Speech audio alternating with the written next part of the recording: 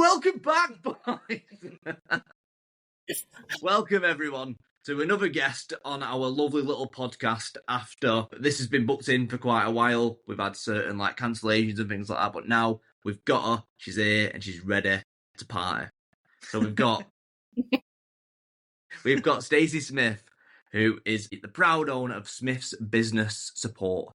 And Stacey's passionate about a lot of things, including writing, mental well-being, special education needs, infertility awareness, maternal mental health, and a whole host of other things. Welcome, Stacey. How are you? I'm great. Thanks for having me. It seems like so long ago that I originally spoke to you both and was like, please, let me on your podcast. And we're here. Yeah, I was going to say, I just had a quick look then, and it was like August last year when we first kind of started messaging on it. And I think at the time it was just super booked up, weren't we, where we was having them back to back. And then, like you said, I think we've gone to have a couple of different conversations, haven't we? And then for whatever reason, certain things have got in the way. But yeah, excited to finally have you here. Feels like such a long time coming. Thank you. Yeah, no, it's amazing. I can't wait. All right, perfect. Well, Stacey, if you wouldn't mind just sharing sort of a bit about your business and sort of how that got started and things like that, and what the sort of goals are for your business, maybe in the coming years. 5-year plan. 5-year plan.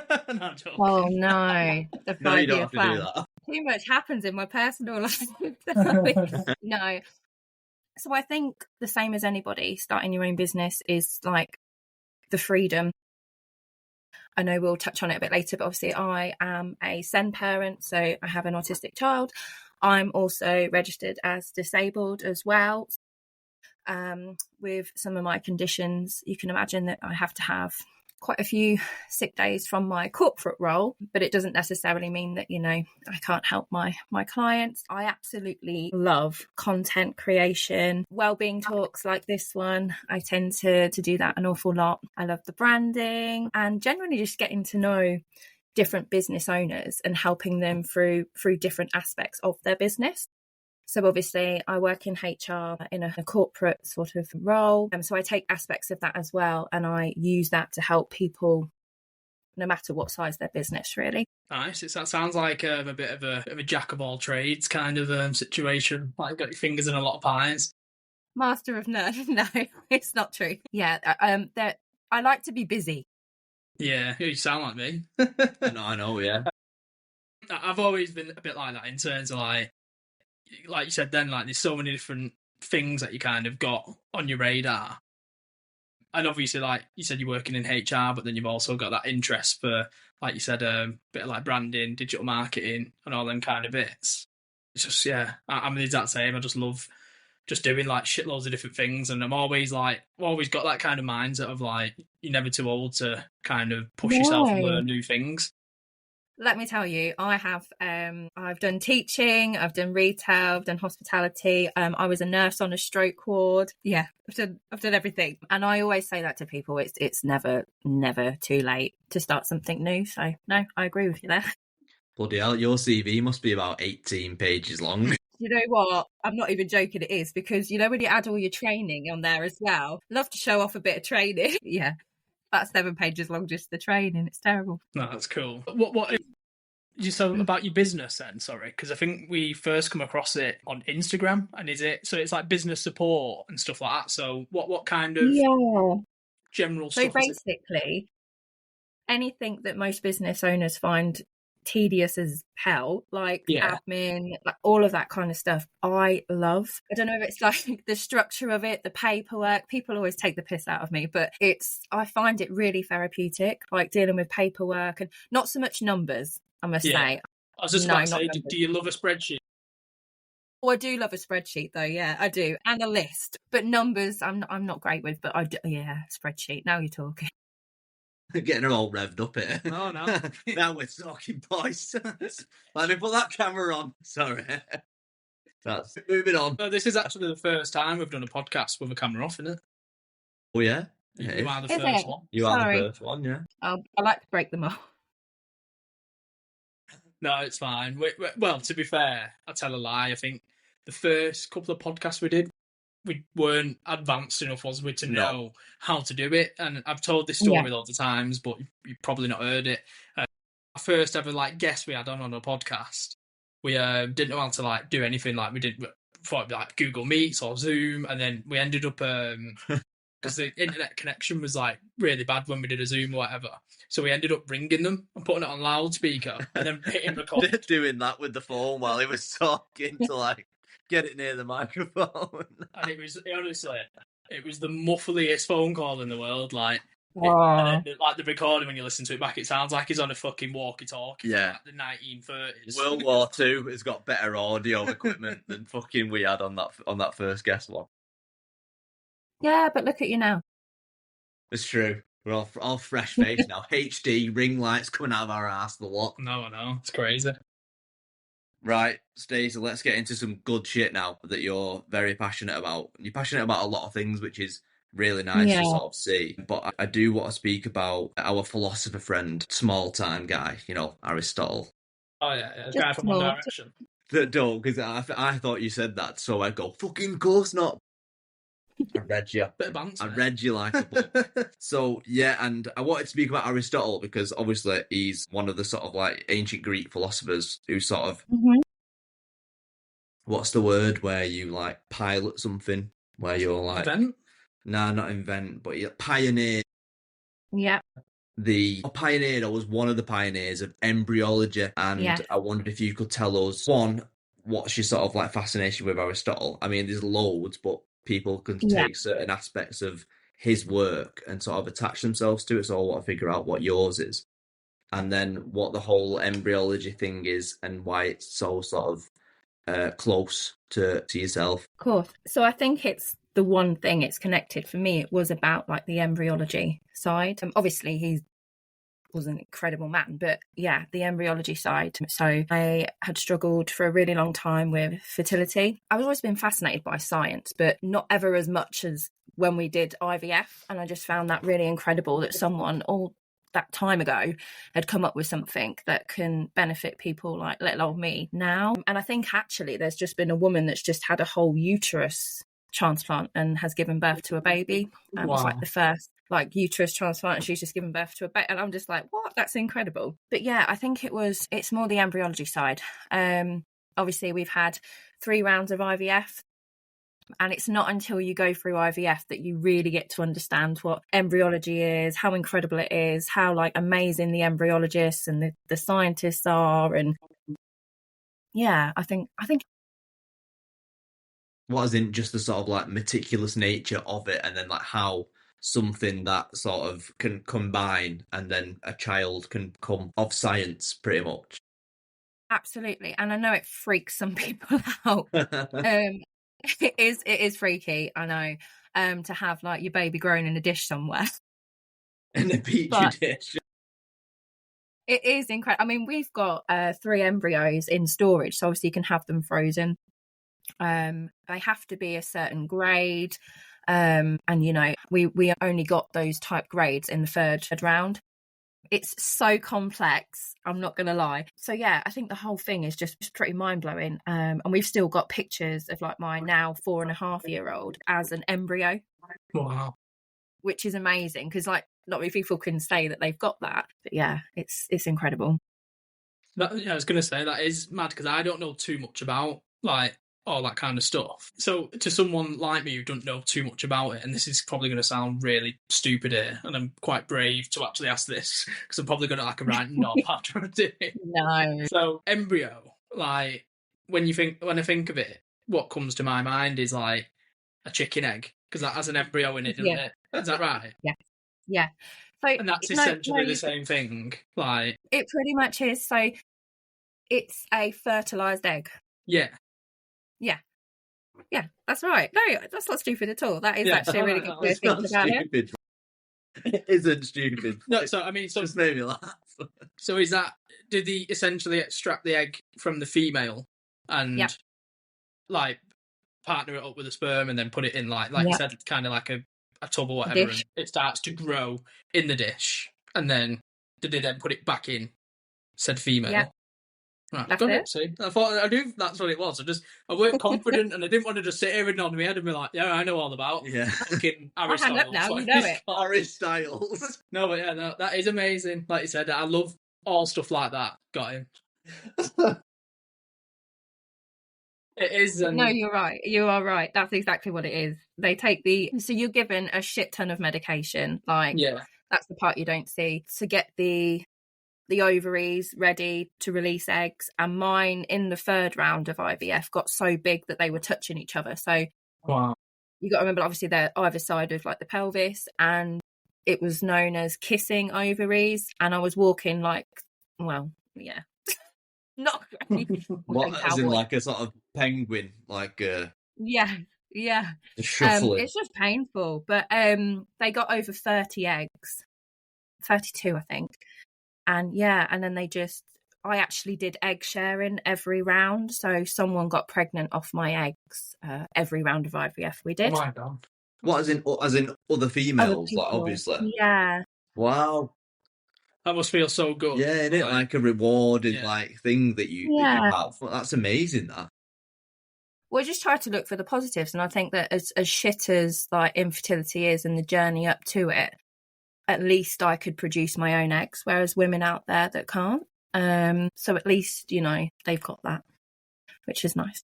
Like what you were saying then, sorry though, like just before, about how amazing it is, and why you're obviously so interested in it, because it's close to your heart and everything.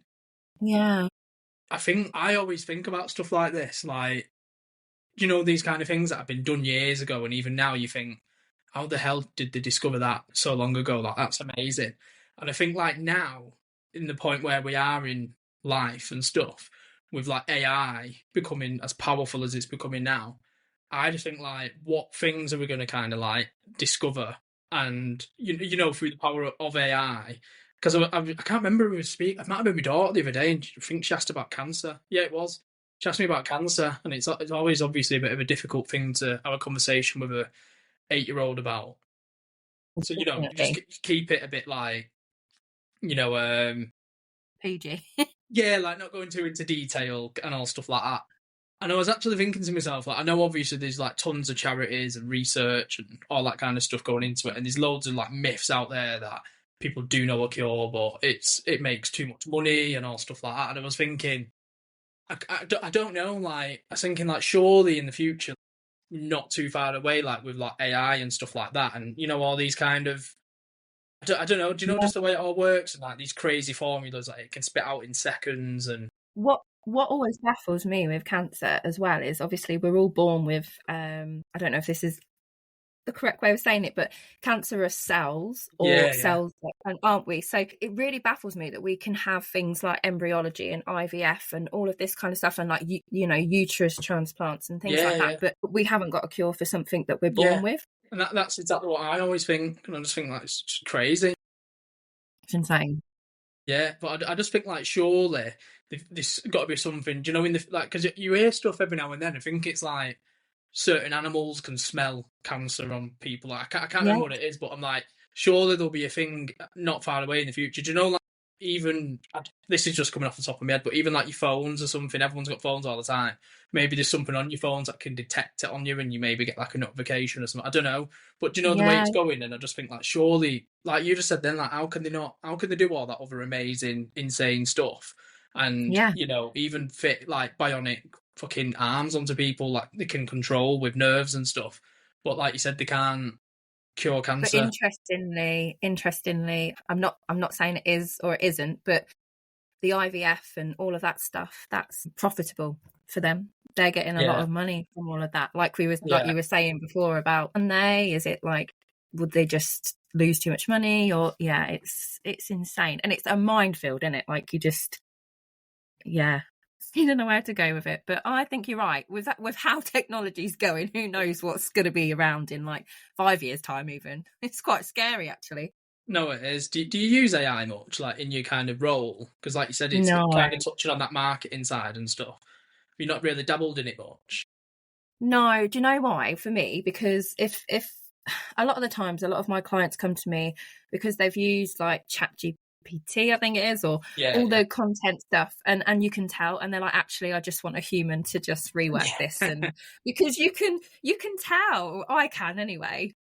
Yeah, you can definitely tell, like, Yeah, a lot of the time, because we always say, like, a lot of the time, like, ChatGPT will always put, like a cheeky emoji on the end of something, or do you know what I mean? And it hasn't quite figured it out yet, but, like, no, it is insane though, like the stuff that it does, because you'll know as well, like you said, kind of being in that digital marketing space and stuff. Like, you've probably seen certain things, whether you're on LinkedIn and bits and bobs like that. But the amount of stuff I see now, where as a designer, it might take me a couple of hours to do something, and like you said, I can just put in like a prompt into a certain AI software, and it'll do something in like in 30 seconds, and I'm like, wow. But then, like you said, like on the flip side though, I always say to like my partner when she says about, say, AI coming for jobs and stuff like that, and I'm like, yeah, the reason why I don't think it will necessarily come for so many jobs in that sense is because you have to know how to use AI at the same time. yeah, Do you know what I mean?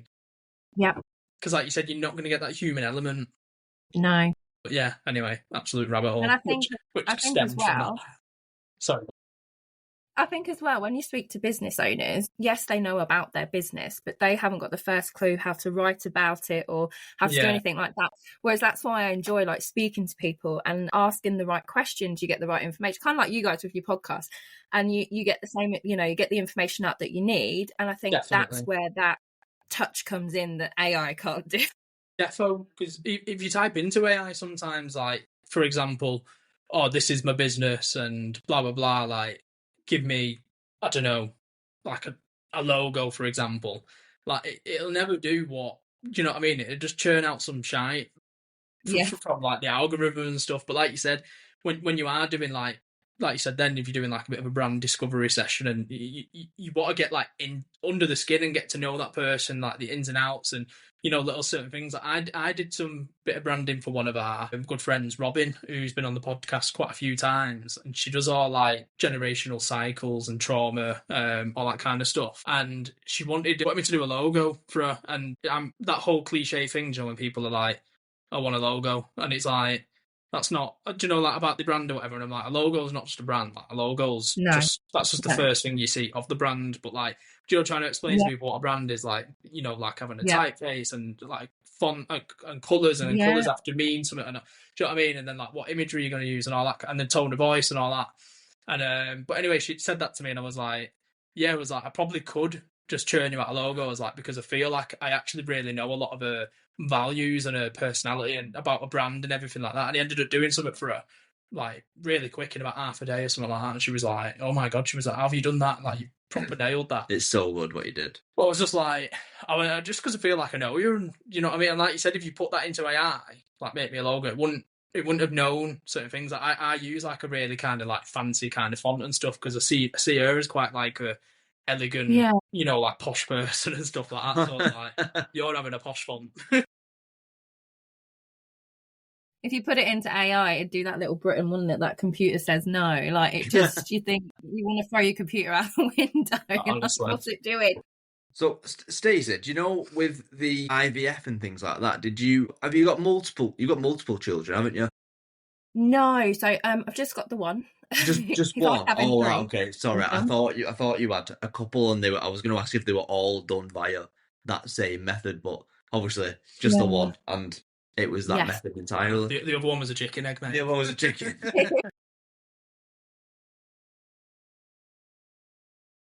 Couldn't wait to get back on track, could you? No. There was so much I can hear about imaging and branding and stuff. I just want to knock him out. It's just like, right, Stacey, can we talk about IVF again, please? Well, actually, I wanted to talk about. I wonder if you could tell us a bit about your journey and experience with endometriosis, please, and if that was that one of the reasons for the struggle to conceive naturally, or did that not play a part at all? Yeah, it was the whole bloody thing.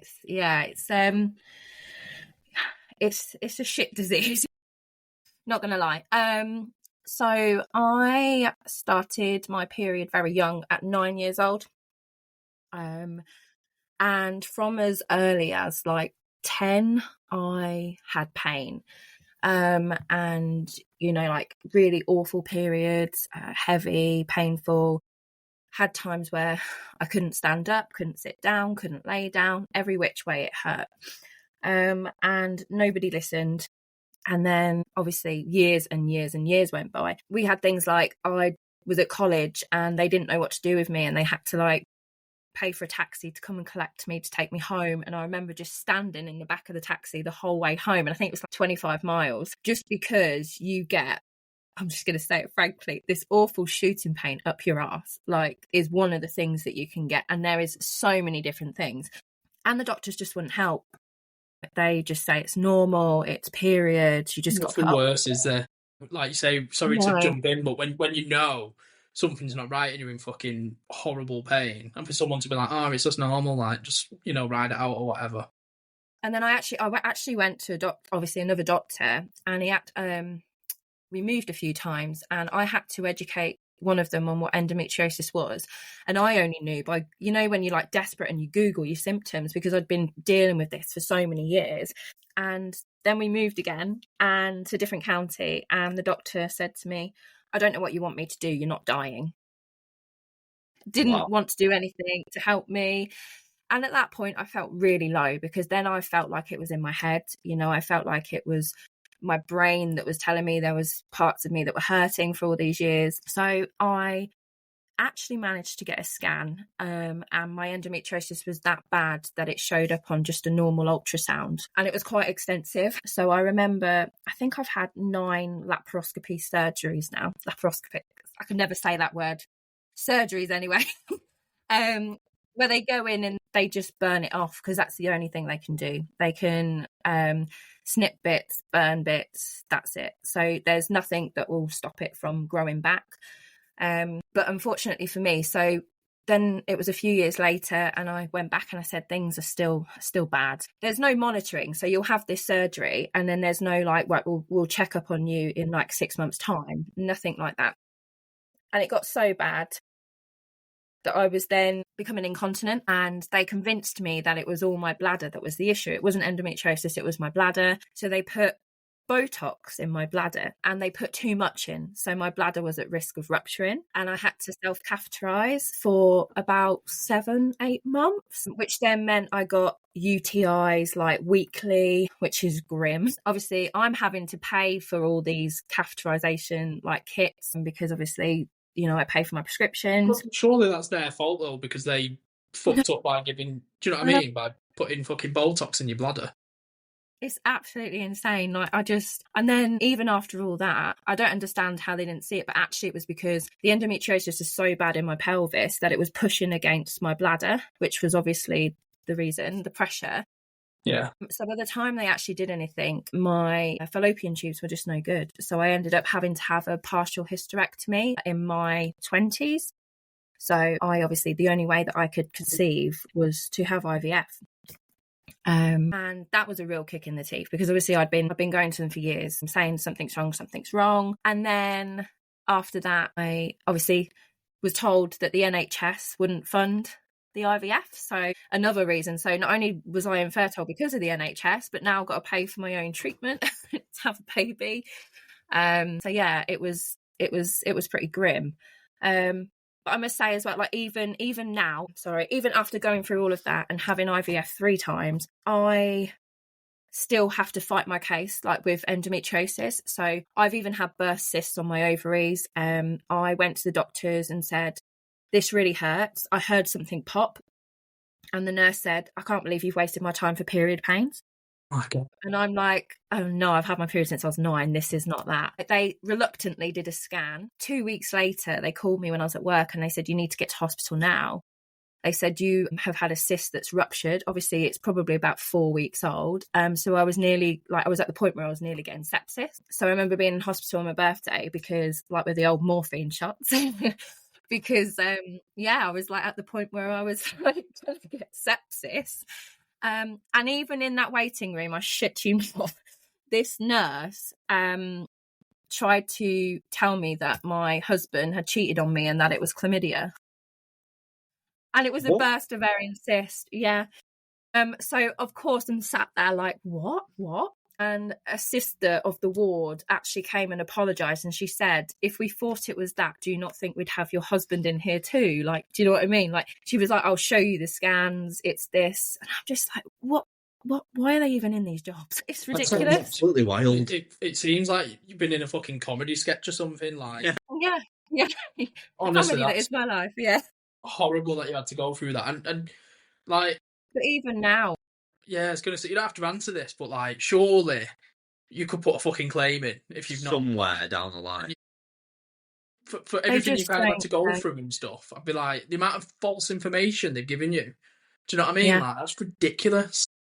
Well, crazy. Even now, so like, obviously I had the IVF, I got pregnant, and the thing with endometriosis, like the real cruel irony is that your symptoms decrease when you're pregnant, but obviously a lot of women with it are infertile. So admittedly, while I was pregnant, things went well, even though it was fucking COVID, but different story. The last few years, things have felt bad again. So I went back to the doctor and he was like, no, it's just IBS. And then I thought, no, I'm not having this. And I went back again and the nurse said to me, oh, been Googling symptoms, have we?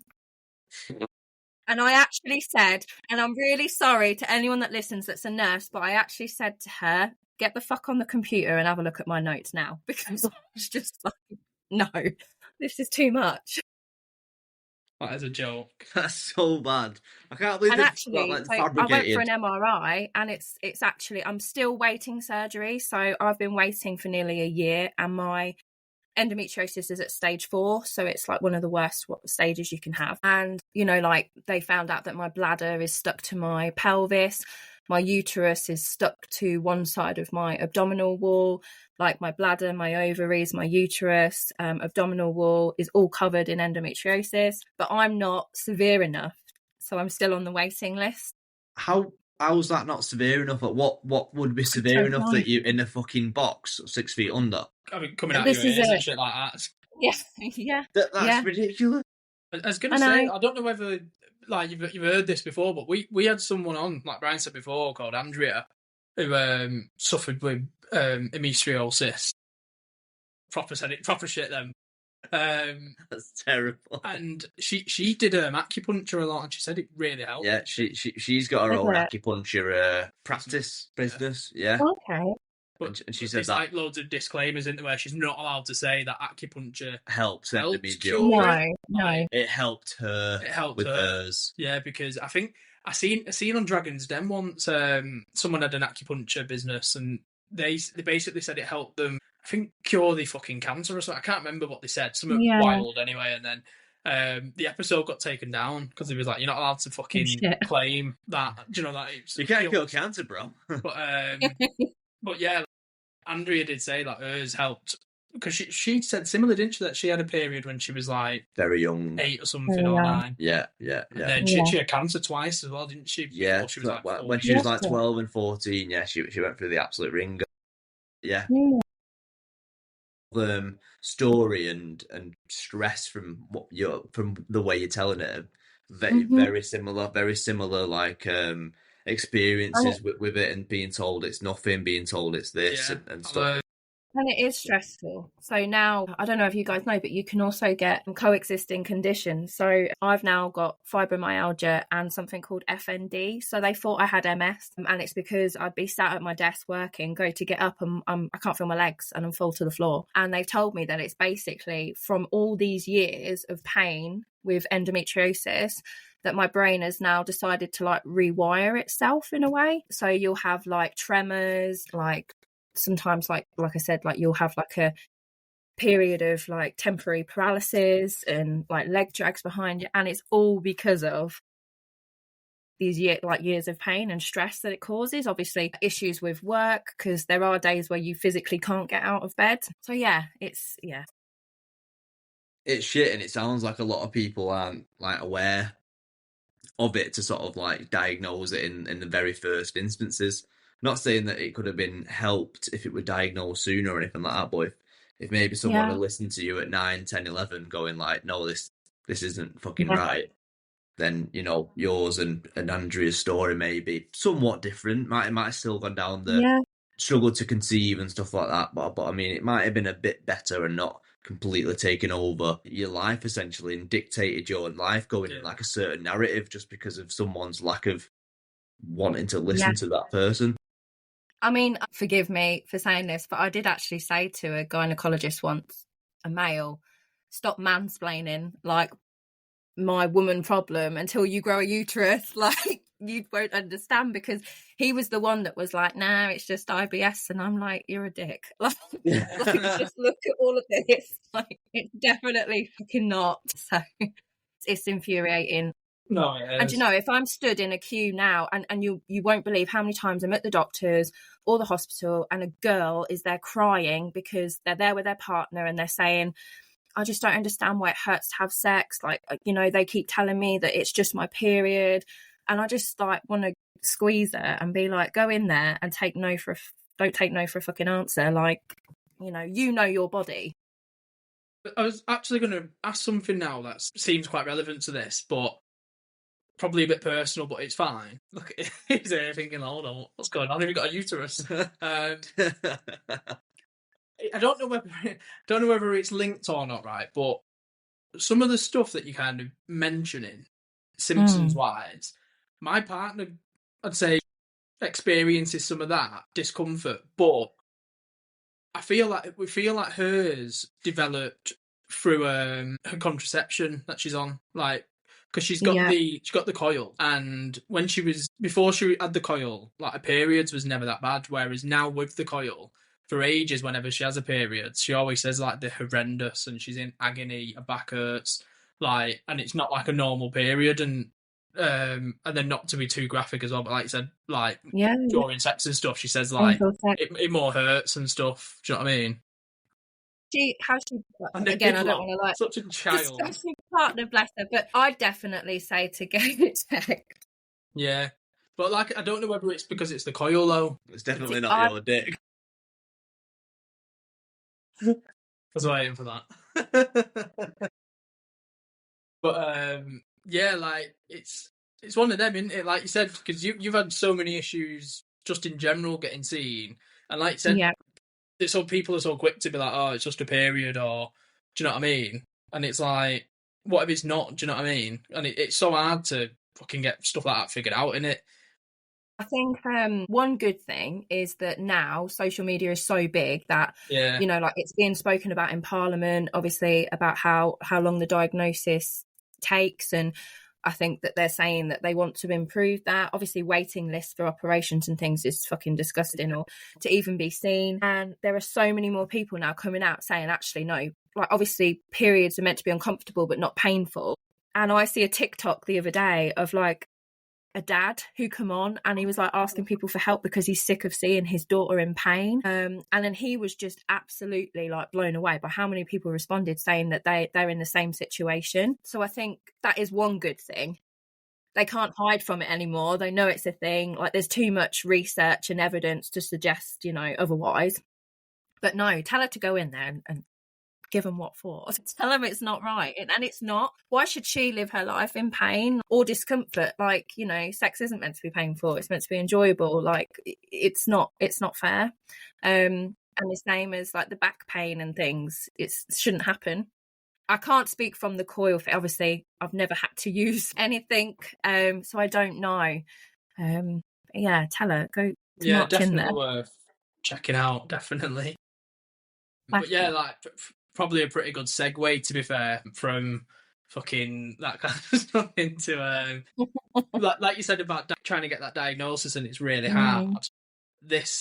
Trying to make this segue as smooth as possible, but it's not working. I was going to say, in terms of, like you said, having a SEN child, I'm sure Ryan will be able to relate a lot more, but I know obviously the whole kind of spectrum and neurodiversity kind of all falls under similar kind of umbrellas. That's probably not even a saying, but my daughter, at the minute, we're trying to get her diagnosed with ADHD, and it could be ADHD/autism. We're not too sure yet, but we're going through the whole like Senko process at the moment, and trying to get that diagnosis has been ridiculous. I think we've been pushing now for about nearly 3 years, and we've only just kind of getting seen now, and that's just from pure, you know, like, fucking pushing and pushing and pushing. And like you said, you get told so many times, like, oh no, she's just masking, Yeah. or just this. And like, honestly, when my partner rang me the other day and said like they're gonna push to make a referral after, you know, like taking, like they've done loads of home visits with us and stuff like that, and Yeah. school visits, and like you said, the whole diagnosis thing, like it's just a shame, isn't it? Like you can't, I don't know, have your word taken for, and you've got to prove it really fucking hard. Yeah. Yeah, and it's draining as well, because you know, and it's not because you want the label. I'm so sick of people when they're like, oh, why label them? And it's like, well, one, if you don't label them, then they get called naughty, disrespectful. Yeah. Like then you as a parent get called all the names under the sun.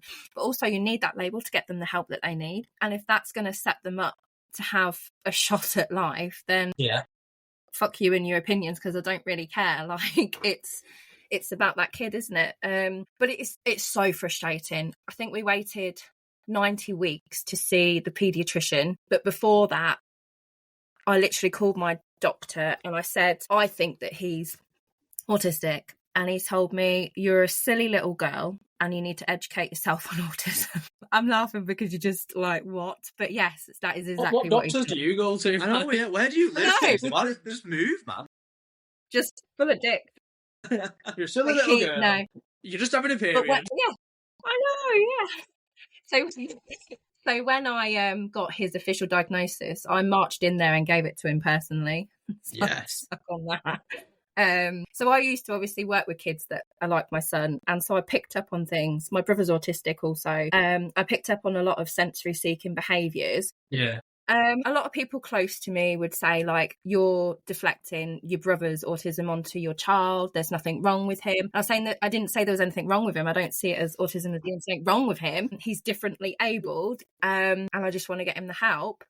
So you kind of felt very isolated because you knew, but where did you get the help from? Like you struggle. I don't know if you're like that, Ryan, too. Like you struggle, don't you? Like think, where am I going to go to next for like support?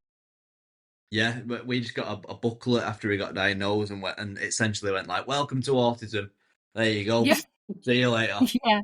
Okay. Honestly, that's no exaggeration. And me and my ex-partner just had to take a word out of that doctor's book and educate ourselves on autism by ourselves. Yeah. There was no like, no follow-ups or no like, I don't know, we'll reassess him again, see nothing. It's just he's autistic. See you later. Good day. Yeah. And it's I don't know if that's just a UK thing. I think there are a lot more involved in the US. They do that like ADA therapy and stuff that gets like pushed on the kids more. Not exactly sure what that is, but I hear a lot of good things about it. But they also do brain scans, don't they? I think as well. So like, I think I watched another podcast on it where it was saying they had a neurosurgeon on there, and he was saying you can tell by someone's brain if they're ADHD. And this is going to sound awful, but he said it looks similar to someone that's been involved in a car accident, and it's just like neurons and like firing all over, and and it's. I mean, they think I'm both autistic and ADHD, and like my brain just does not shut the fuck up. It annoys the hell out of people, and if I want something, I'm like, want it now. My partner's the exact same. Like, on that day when we got a dog, which is a beautiful addition to the family, but like I was at the park with the kids and she just rang me and I was like, you okay? And she was like, yeah. She went, I've seen a dog, I want to get it. And I was like, what? She was like, yeah, can we get it today? And I'm like, so like she does that so much. Like she'll get something in her head and she's like, I need to do it now. And I'm like, can you not just have a little think about it? Like, do you not think it'd be a good idea to think about that? And she'd be like, no, I need to do it now. No, because like she won't sleep and stuff. Like, do you know what I mean? It's I love it on me. Yeah, I love it. It keeps life interesting being with someone like that, because like you just don't know what to expect or what curveball you're gonna have to fucking get thrown at you on a certain day. It's amazing. But then with me, because it's both, so then my autistic side will kick in, and then I'm thinking about things more logically, and I'm like, then I go into depth, and then you do obsess over things. So, you see like the hobby lasts for like 10 minutes but you've researched absolutely everything to do with it. Yeah. Sometimes I find that hard because I feel like both sides are like battling with each other. But we think my son's both. We think autistic and ADHD, but they won't test for autism ADHD until he's 6, so we have to wait a little while. But it's so, like you said, like you literally just handed this diagnosis and then nothing else. And then the thing that always makes me laugh as well is when you say to people, when you're going out like anywhere and you say, oh, well, he needs this because he's autistic. And they're like, diagnosed? Like, and you're like, no, I'm just, just saying it willy-nilly, like you fucking idiot. I actually had someone ask me, how much did I pay for his diagnosis? And I wanted to punch him in the face. Honestly, the amount of altercations I've had with people in car parks and things like that because they've said something snotty about him. But I've started on people who are 6'4" who'd kill me. Yeah.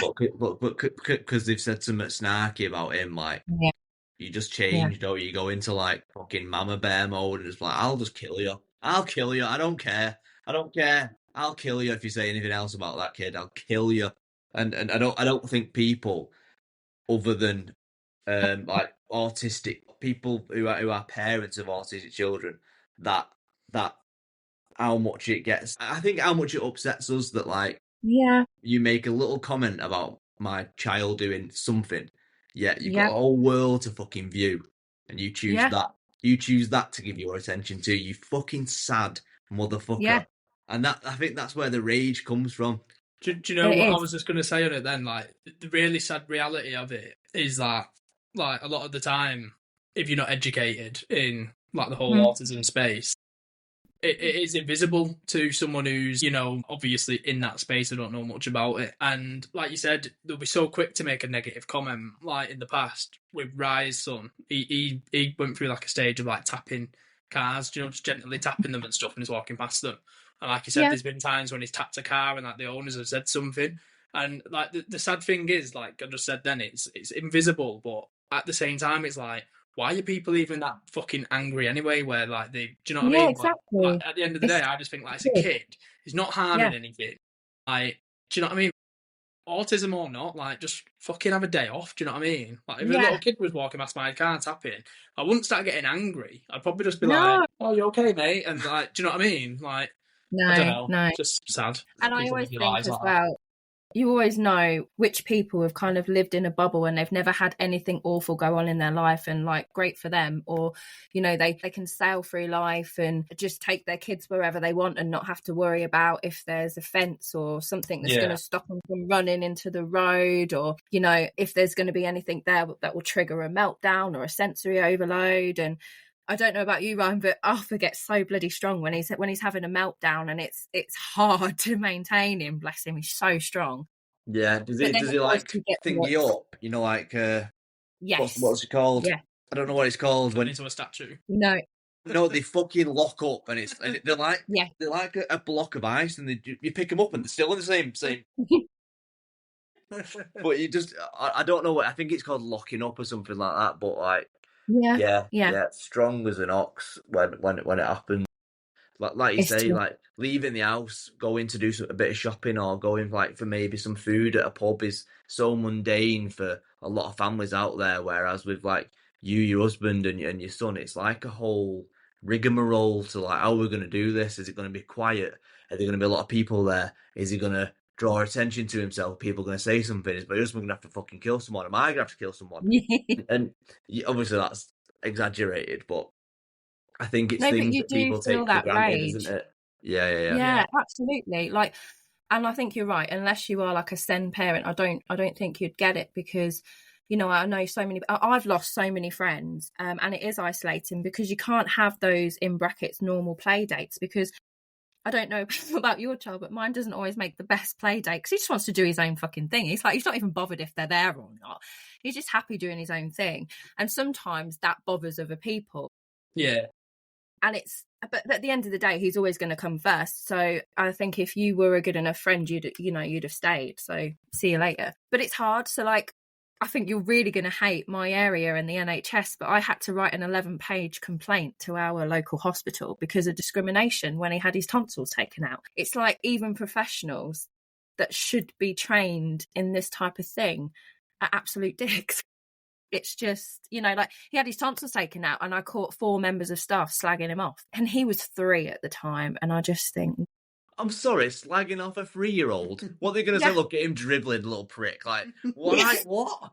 What are these people? Where are you No. from, Stacey? I've never ever come into your neck of the woods ever. The Hammers in it, mate. It's from fucking West Ham. Yeah, but are you from? Do you live in West Ham or you just support them? No, we live in Lincolnshire.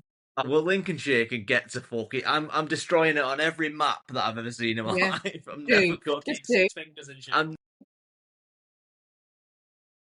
But no, honestly, it was shocking, like to the point where other parents in that ward said that's not on. Like they noticed it, like they noticed the discrimination. Like they were offering other kids milkshakes and not him. They didn't administer his medication. We had to. They told him he'd be first in for his operation, and then he'd been there all day, 12 hours, not eating or drank anything. And then they had to sedate him. And I said from the start, I do not want to sedate him. I don't want to see him like that. And it was fucking awful. We had to pin him down, sedate him, you know, like he pissed himself. It was grim. And that could have been avoided if they'd have just done what they were meant to do from the start. So they didn't feed him and treated him differently because he's autistic?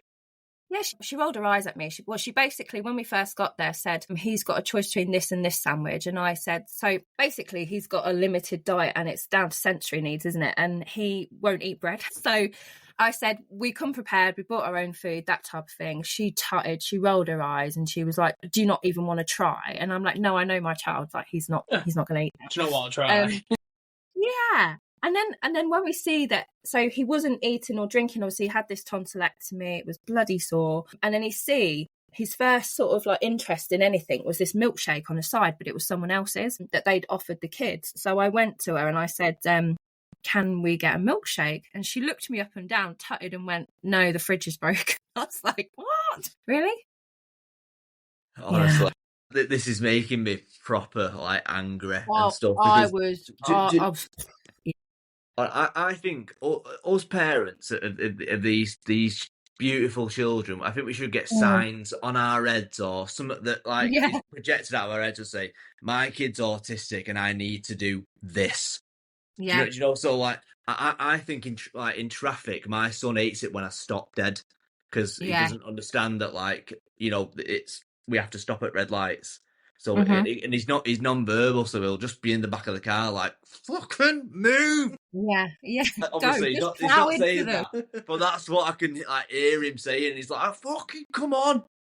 And I feel like I should have a plough on the front of my car and I can just fucking rail everyone off, clear the road like fucking Moses did. Just because I need to do it for him, because otherwise it's going to cause him stress. Anger, meltdown. It could be avoided. It's fucking helicopter, mate. Yeah. We should be allowed helicopters, Stacey. I think we should be allowed priority to do whatever the fuck we want if it makes that kid happy. Because obviously, as well, no autistic child is the same. I know that. No. But if one of our kids needs like something in particular that time. And we can go and rob someone who's got that milkshake. And I see a guy that's got that milkshake. I'm going to elbow that guy and grab his milkshake and give it to my son. And because my autistic son wanted it, the police are like, fair play, mate. Carry on. I one day want to live in a world where people just go, you know what? Do what you want. Because it's for them. I'm not running people off the road for me because I'm a fucking maniac. Well. Maybe. Did you know though about the cortisol levels in SEN parents? I read this. It was I can't remember where it was published. I think I know what you're going to say. Yeah. That basically they're higher in SEN parents than they are in soldiers in combat, and it's because we're always in that fight or flight mode, aren't we? We're thinking we don't know what the day's going to bring. It doesn't matter if they like routine or not. Something will happen that will throw you off your game, and you just think, why the fuck should I? Because you can go to the greatest lengths to make something amazing and it's not their fault, but something will happen and then the whole thing will just go tits up and then you're just deflated, aren't you?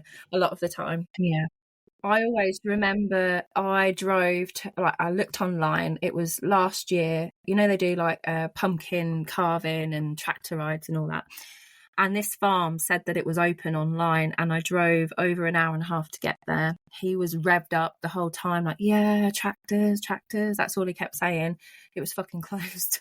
Oh my God. And I couldn't find anywhere else. So I had him screaming in the back, proper screaming. There was me in the front just crying because also you want to scream back, but not at them, but just like, you just think, oh my God. And you're driving for an hour and a half and he's just screaming the whole way. And you feel like the worst parent ever because you did everything, you know, you looked online, you told him about it to prepare him so he knew what he was doing. And then, it's just shit.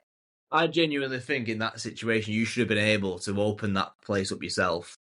Just crash through it, go on all the tractors that you want, and then the owners come and be like, excuse me, what are you doing? It's like, well, my son's autistic. I told him this place was open. It said it was open online. So yeah, change your fucking website.